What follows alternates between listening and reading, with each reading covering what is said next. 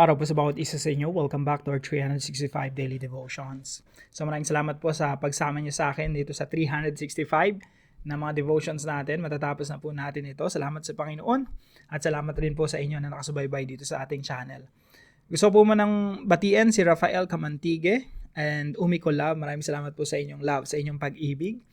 At hello rin po kay Maria Daisy Malaki Gomez at sa buo niyong family na nakakasama natin sa ating house church. Now, tuloy po natin yung ating series patungkol po sa Reformation, Back to the Bible movement. Pag sinabi po natin Reformation, isipin natin, ito yung mga panahon na yung mga tao, maraming mga tao ayaw nang magbase lamang sa mga tradisyon, kundi gusto nang bumalik doon sa Bible mismo. Kaya yung tatalakayin po natin ngayon ay Ad Fontes. Kahapon po yung Post Tenebras Lux, After Darkness Light. Ngayon naman po ay Ad Fontes. Pag sinabi po natin Ad Fontes, to the sources. Yung mga tao dito during this time, gusto nang bumalik doon sa original source of information, yung Bible mismo. Hindi na lang basta tradisyon, basta tinuturo ng mga tao. Yun na po yung culture during that time. At yung mga scholars ng mga panahon na yon, hindi lang basta nakikinig sa mga professors, sinasabi, bawal na yung chismis, kumbaga, no, ng mga panahon na yon. Gusto nila yung source mismo. So pag inaaral nila si Aristotle, yun mismong sinulat nila Aristotle sa original language. Pag inaaral nila si Plato, yung mga classical writings, gusto nila yung original.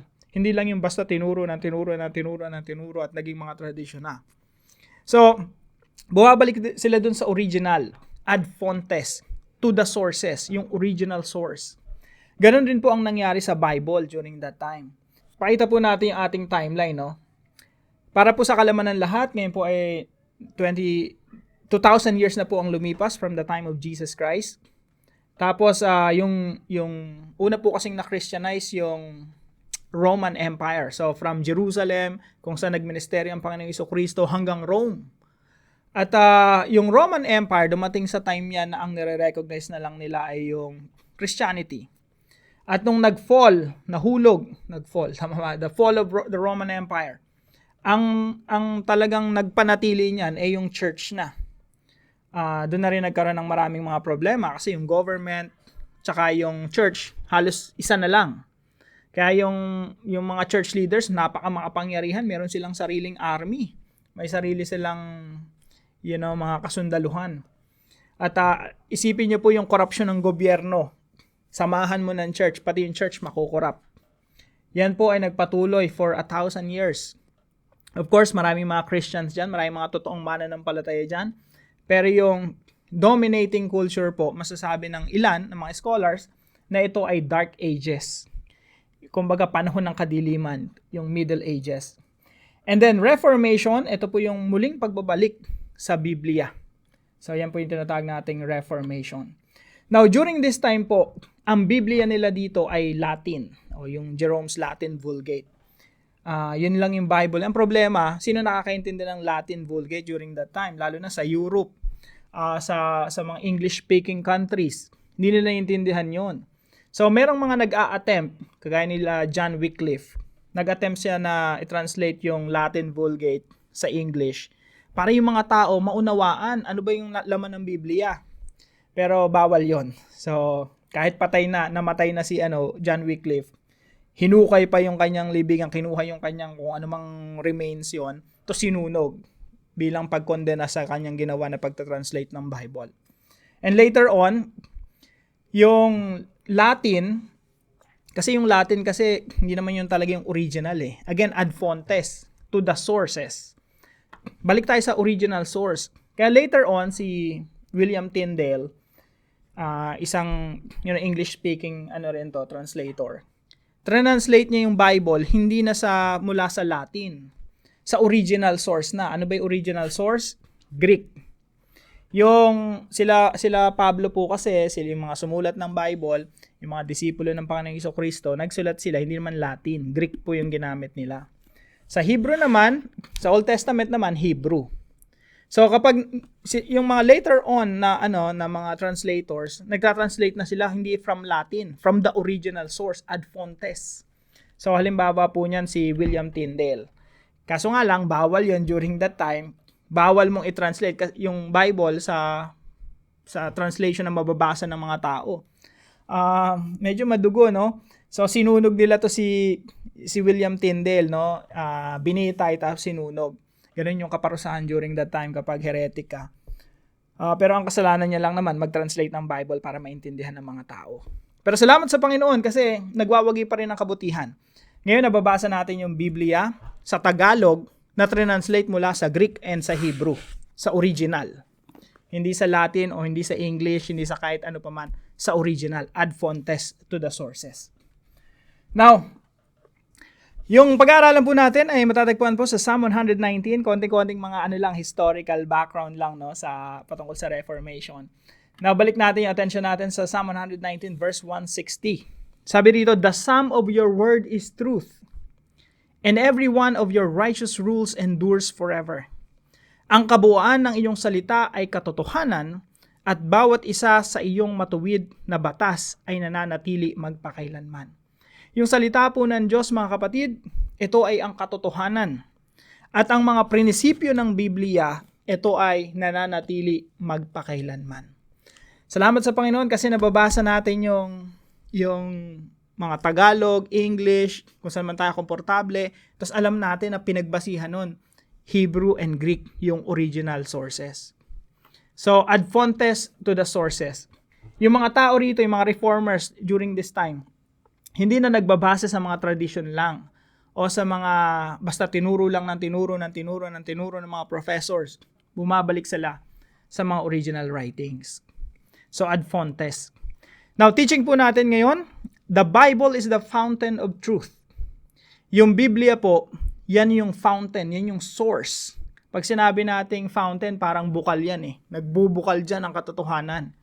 So, hindi po natin binabase ang ating pananampalataya sa basta tinuturo na lang ng mga tao.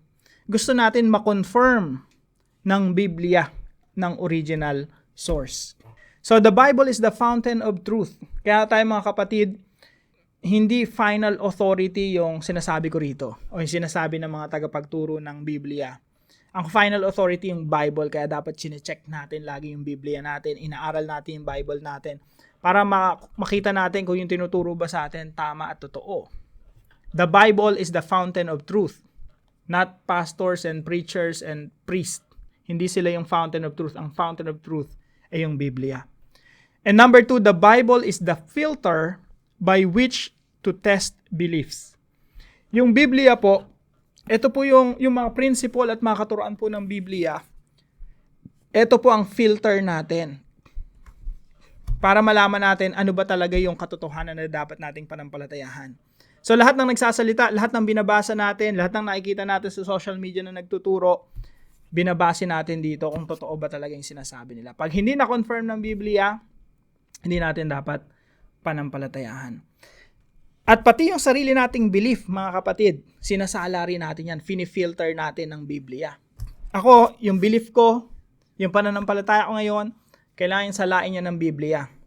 And later on, habang tumatanda ako, pag may nakita akong parte ng pananampalataya, belief ko na hindi tama, dapat finifilter, patuloy na finifilter ng Biblia. So the Bible is the filter by which to test beliefs. And number 3 po, the Bible is the final and unchanging authority. Yung Biblia lamang po ang final. Pag sinabi nating final, parang sa Constitution po ng Pilipinas yan, no? Yung Constitution merong supremacy. Sa atin din po, yung Biblia, yan yung supreme. Ibig sabihin, final. Wala nang mas higit pa sa Biblia. This is our final and unchanging authority. So, nung panahon ng Dark Ages, ang dami pong mga iba't ibang authority rito. Pwede nating aralin po bukas yan, no? Maraming pinagbabasihan ng pananampalataya. Pero tayo po, ang final authority, final and unchanging authority ay yung salita lamang ng Diyos. Now, paano po natin to isasabuhay? Number 1 po, let's go back to the source given by God. Balik lamang po tayo sa source. Salamat sa Panginoon kasi ever since the Reformation, yung mga Christians, bumalik doon sa source, sa mga sinulat ng mga apostol, sa original na lingwahe. Bumalik sila sa Hebrew, si Hebrew Bible, sa original language. At doon nila inaaral yung salita ng Diyos. Kaya from this time on, ang daming mga translations. Tapos nababasa natin ngayon. Lahat po yung mga translations na yun nakabase sa original. At ngayon na available na yan sa atin, mga kapatid, dapat po lagi tayong bumabalik sa Biblia. Tsaka buo yung confidence natin na yung Biblia na binabasa natin, maraming versions, maraming translations yan, para talaga ma-secure natin na yung binabasa natin tama. Now, maraming nagsasabi, ba't ang daming version? Ba't ang daming translation? Alin din yung tama? Well, hindi po ibig sabihin ng maraming translations, maraming mali. Sa susunod po, ituturo ko sa inyo kung bakit maraming translations. Bawat translations po kasi may purpose. Kung ang purpose niyan, more literal, meron po mga translation na literal, meron naman translation na more understandable. Next time, tatalakayin ko po yan. Kaya po, pag nagbabasa tayo ng Bible, lalo na nahirapan tayo sa isang verse, pwede nating gamitin yung translation na mas mabilis maunawaan. Tapos, may mga salita doon na gusto nating malaman ano bang literal meaning niyan, pwede nating basahin yung more literal translation. Kaya po maraming mga translations. And salamat sa Panginoon kasi ang dami nating translation kahit sa Tagalog, kahit sa English. Now, kung sanay ka naman, kung marunong ka namang magbasa ng Greek and Hebrew, pwede ka namang bumalik doon sa original. So, sa atin po, binigyan na tayo ng Diyos ng Bible. Nandiyan na yan wag po nating hayaang alikabukin sa ating mga cabinet. Go back to the source given by God. And number 2 po, gauge teachings and beliefs by the truth of God. Sukatin po natin lahat ng mga teachings, lahat ng mga beliefs, kahit sarili nating belief. Sukatin natin, i-measure natin kung tama talaga sa pamamagitan ng pagbabasa ng salita ng Diyos. And number 3 po, give our allegiance to the supremacy of God's truth. Yung ating pong loyalty, nasa Biblia po. Huwag po tayong papayag na nakikinig lang tayo sa mga preachers, nakikinig lang tayo sa mga teachers, tapos hindi natin sinecheck yung mga Bible natin. Alam niyo po, yung mga Bible na hawak nyo, dugo po ng mga translators ang naibuhos para po magkaroon tayo ng translation. Kasi nung unang panahon, pag nag-translate ka, kagaya ng mga nag-translate nung unang panahon, sinunog sila. Pinarusahan sila, pinersecute sila, inusig sila, para lang mabasa natin yung Biblia sa sarili nating lengguwahe.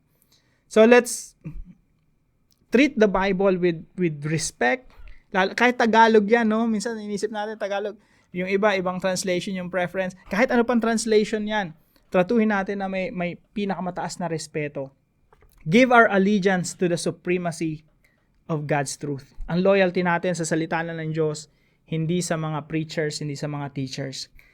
Nakikinig tayo sa kanila, yes. Nakikinig tayo sa mga devotions na to. Nakikinig tayo sa mga pastors, priests, preachers, kung sino man yung tagapagturo ninyo, nakikinig tayo sa kanila, pero lahat yun sinasala natin sa pamamagitan ng salita ng Diyos. Ito lang ang ating saligan ng pananampalataya. So let's give our allegiance to the supremacy of God's truth. Now, para po sa ating discussion, why should we question? Bakit dapat ko na-question natin? Chine-check natin.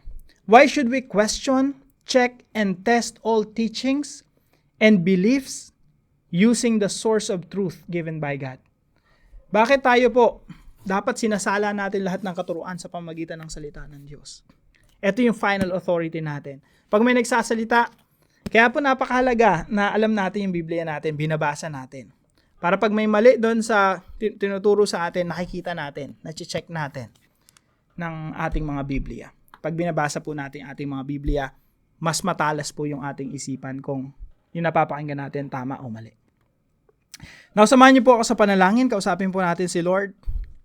Heavenly Father, thank you for giving us your word, the Bible, as the fountain of truth. Help me to always return to your word, knowing it is the unchanging guide you have provided. Teach me to test everything I believe and all teachings I hear, using the Bible as the ultimate standard. Help me walk in the light and avoid deception. Strengthen my heart to fully surrender to your authority, placing my trust in your wisdom alone. Let my life reflect my allegiance to your supremacy and the truth you have revealed. Keep me grounded in your word, always seeking to glorify you. In Jesus' name, amen and amen. Salamat po sa partner natin para sa devotion natin na ito, si Sister Imelda. Maraming salamat po sa inyo. Pagpalain po kayo ng ating Panginoon. Now, kung meron po kayong mga natututunan sa devotion po natin, or comment or suggestion, paalam niyo lang po sa comment section right below this video. And please share this devotion to your family and friends. Maraming salamat po sa bawat isa sa inyo. Pagpalain ka ng ating Panginoon. See you po tomorrow 5 a.m. dito sa ating Daily Devotions.